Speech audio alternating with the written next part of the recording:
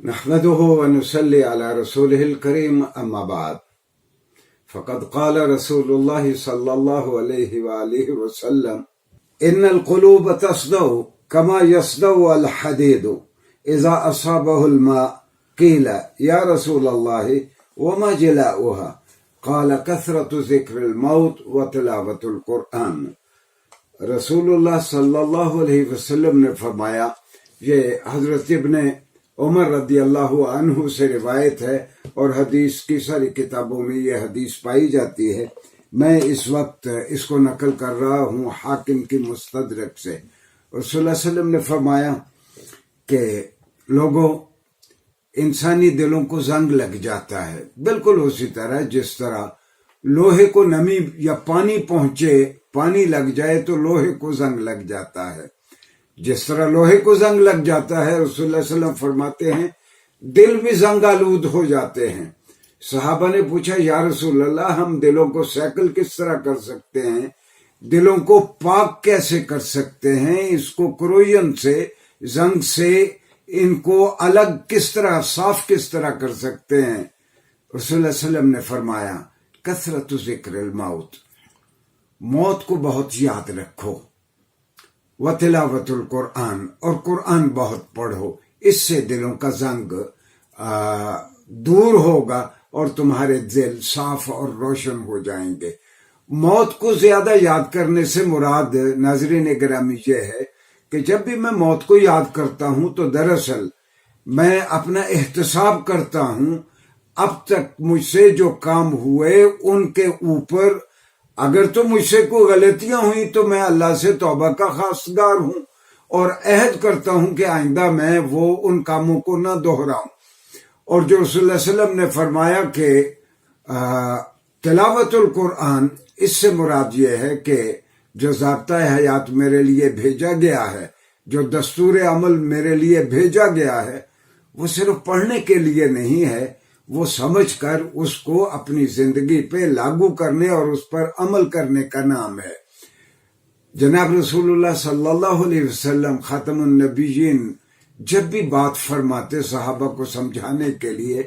بالعموم وہ تمثیلی انداز اس کا اختیار کرتے تاکہ عام آدمی کو بھی بات سمجھ آ جائے۔ جس طرح یہاں کہا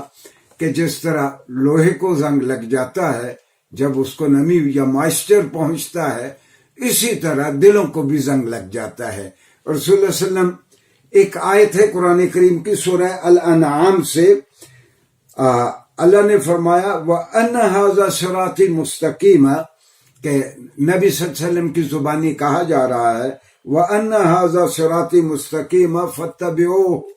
رسول اللہ علیہ وسلم لوگوں سے کہتے ہیں یہ میرا سیدھا راستہ ہے، اس کی اتباع کرو۔ اس کو رسول اللہ صلی اللہ علیہ وسلم، اور یہ حدیث کی کتابوں میں ہے کہ رسول اللہ، مشکات المصابیح سے میں نقل کر رہا ہوں کہ رسول اللہ صلی اللہ علیہ وسلم نے فرمایا کہ بہت سارے صحابہ موجود ہیں،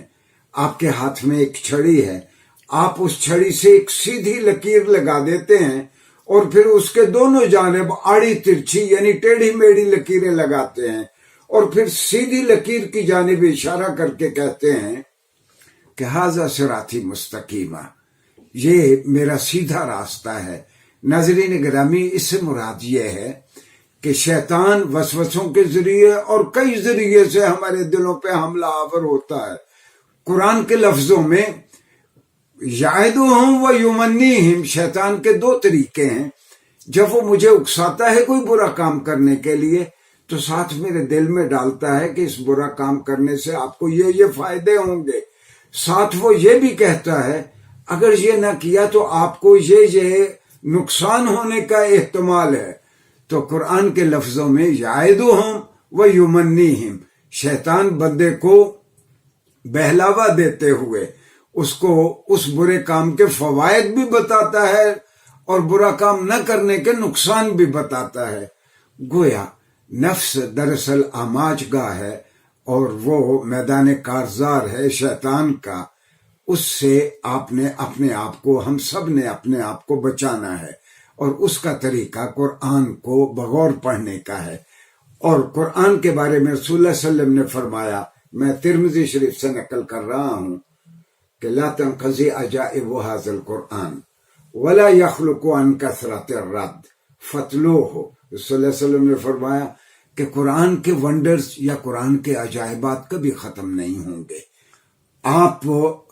قرآن، اور یہ وہ کتاب ہے جو پڑھنے والے کو کبھی اکتاہٹ کا شکار نہیں ہونے دے گی، لہذا تم اسے پڑھا کرو.